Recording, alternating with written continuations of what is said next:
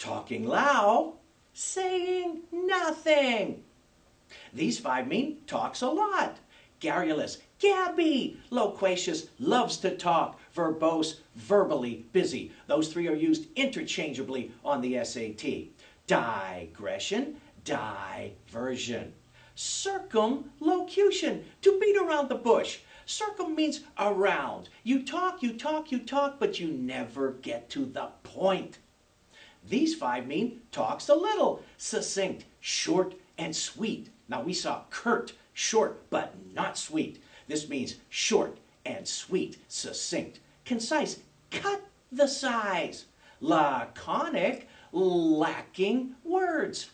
Terse, tight. Terse means an economy of words, using the least amount of words possible to convey your meaning.